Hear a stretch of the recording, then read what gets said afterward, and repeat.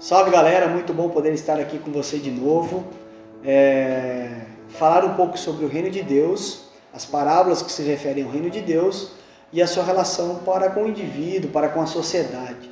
E hoje vos falo a partir do Evangelho de Marcos, capítulo 4, verso 26, que diz assim o texto. Ele prosseguiu dizendo: o reino de Deus é semelhante a um homem que lança semente sobre a terra. Noite e dia, estando ele dormindo ou acordado, a semente germina e cresce, embora ele não saiba como. A terra por si só produz o grão, primeiro o talo, depois a espiga, e então o grão cheio na espiga. Logo que o grão fica maduro, o homem lhe passa a foice, porque chegou a colheita. Ao pensar nessas parábolas que eu venho refletindo com você sobre o reino de Deus, é preciso que a gente compreenda que há ao menos duas direções das quais essas parábolas vão se dar.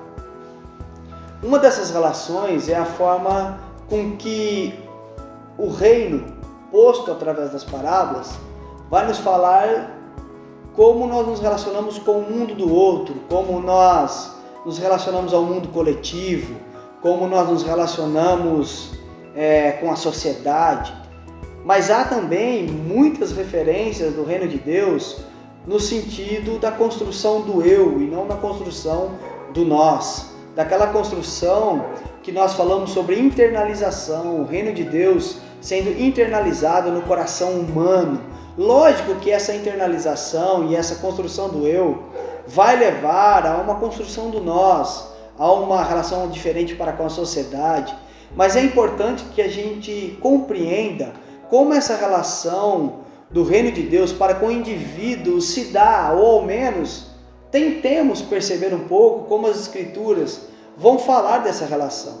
Nesse texto a gente percebe que há uma internalização que está sendo proposta, dizendo que o reino de Deus se dá no coração de um indivíduo, assim como uma semente que é lançada, que é plantada.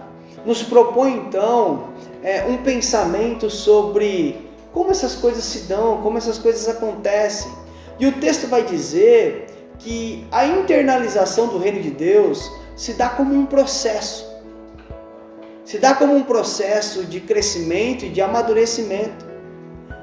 Um processo de morte, um processo de vida.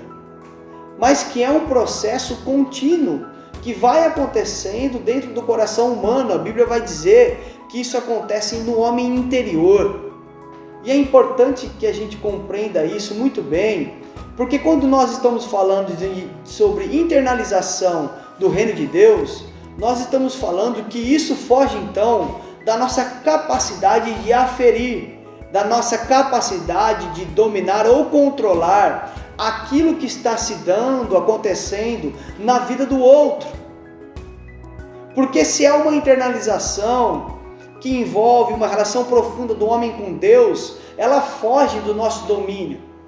E é preciso que a gente aceite isso, que a gente compreenda que na relação da internalização do reino de Deus, não há nada que nós possamos fazer para aferir, medir ou controlar, que isso não pertence a nós, é o mundo que cabe a Deus, é o indivíduo que está sendo impactado pelo reino de Deus.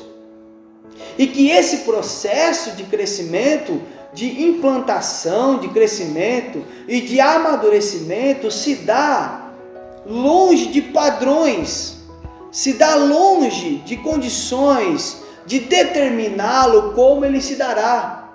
Que não há como eu e você dizer em quanto tempo ou como esses fatores acontecerão, mas que nós estamos distante dessa relação e que devemos respeitar essa distância da qual Deus está internalizando o seu reino no coração do homem.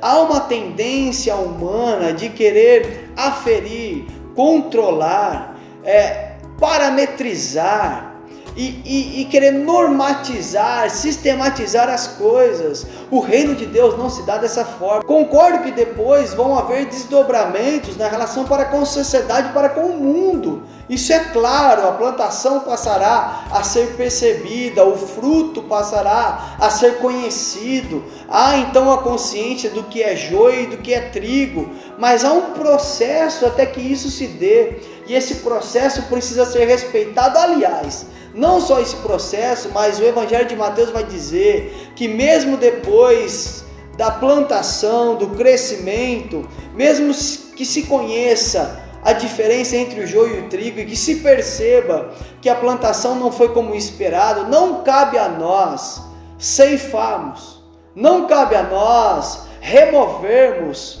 o joio do meio do trigo, ou seja, esse processo de crescimento, de conhecimento e de amadurecimento da relação do indivíduo para com o reino de Deus, não cabe a nós em nenhum instante. O que esse texto vai nos dizer é que o reino está sendo internalizado nas pessoas, e que esse processo do amadurecimento, do morrer e do nascer para uma nova vida, para que possa ter frutos, não cabe à administração humana, mas cabe ao Espírito Santo de Deus.